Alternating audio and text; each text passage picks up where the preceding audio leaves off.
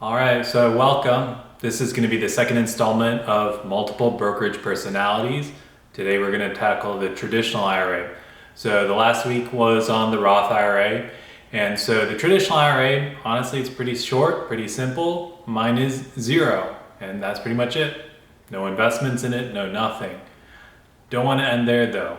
What I want to talk about is actually called the Roth conversion.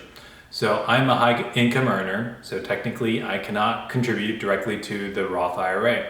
So the way I get around that right now, I'm allowed to legally contribute to my traditional IRA, then do what's called a Roth conversion, where I go ahead and convert into a Roth account, and then I start investing in a Roth as if I was able to directly go into it. There's some important distinctions about this though. So with the traditional IRA, the way it is funded is with pre-tax money, meaning that I get to go ahead and avoid my income tax bracket by contributing to the traditional IRA. So for high income earners, in the peak time of their earning, this is actually probably the best account for them rather than a Roth IRA. Usually this is going to be someone potentially in their 40s or 50s that reach their peak income, but because of the way my parents kind of set me up to do well, I was able to graduate high school at 17. I finished college at 20 in 3 years. I finished med school by 24. I finished residency by 28. I worked in private practice for 2 years, then became a partner at 30. And so I've already been in practice for about 5 years now. And so I've been a partner for 3 years. I'm making money due to what I do as a physician. But the nice thing about my private practice is we actually own a lot of our real estate. So I have my own very own REIT. I own part of our surgery center that we operate in it. And so these things have allowed me to make high income where I'm actually probably at the peak. I don't have any kids. I just got married at the end of December. And so honestly, I didn't have a lot of other stuff to do. And so I just kind of grinded it out. And so for me, honestly, my income is going to start dropping over the next couple of years, and it's going to be great. I'm looking forward to hopefully starting a family, having kids. And so that's going to be kind of a new chapter for me. But for most people that are in their peak earning in their 40s or 50s, that traditional IRA might be the best thing for them. If they're in the highest income tax bracket, that money saved, it's worthwhile. The trouble with the traditional IRA though is that money that goes in grows and compounds tax-free. So again, no capital gains tax, dividends aren't taxed, but the money when it comes out is taxed at your income tax bracket. And so like I touched on before, for me at 59 and a half, I'm hoping to still be practicing. I'd still be probably in a higher tax bracket. And so pulling that money, all of the money that comes out is going to be at that high tax bracket still. And so that can be problematic. But those that have a traditional IRA, if they're at a high tax bracket when they're contributing and withdrawing it at a low tax bracket, that ends up making perfect sense for them. But for me, I'm in my early 30s still.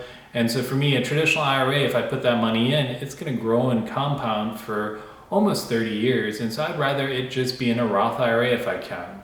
Okay. Senate, Congress, whatever they're trying to do to get rid of it, honestly, I don't blame them. I don't think there's anything wrong with them doing that. I would prefer they don't, but whatever happens, it happens, and I'm going to just roll with it. But for right now, I have access to it, and so I put it into a Roth IRA. And what this allows me to do is January, I go ahead, fund the maximum amount for the traditional IRA, and I go straight to converting it into a Roth. What that means is, with that conversion, I have to pay that taxes. With the traditional IRA, I'm not paying any taxes because it's pre-tax money that goes into this account. But when I convert it to a Roth is post-tax money. This post-tax money means that you paid your income tax for that year, and that's why you get that free pass to let it grow and then withdraw it without paying any taxes at that point in time. And so with this Roth conversion, if you go ahead and invest it first, make money on it, and then convert it, the problem with that is not only are you going to have to pay taxes on the money initially contributed, so that's $6,000, but any gains that you had is going to be taxed as well. And so that's why for me, at the very beginning in January, I max it out, I convert it, and then I start investing it. And so that's realistically what the traditional IRA looks for me. So every now and again, I might have 1 cent from that interest that I earned from holding it for maybe a couple of weeks as I try to get that full amount in over a couple of pay periods. But by and large, I just go ahead, fund it, convert it, and I start putting into the Roth IRA. And so for me, that's what the traditional IRA looks like. I'd like to go ahead and just open it up to any questions in the comments about kind of ideas you'd like to see for future videos. For this series, the multiple brokerage personalities, I'm going to run out, but I got thankfully a lot of other accounts to play around with. But at some point in time, I'm going to have to figure out how to pivot and find a new video kind of format on topics that are of interest to you guys in the audience. So I always appreciate the positive feedback, but I also like getting ideas from the audience so I know what to make so it's actually relevant to all of y'all. And so if you could do that, that'd really help me out. But thanks for listening. Stay tuned to the next one. I think I'll talk about my actual individual brokerage account. So that should be fun. Or maybe I'll talk about my SEP IRA. We'll see.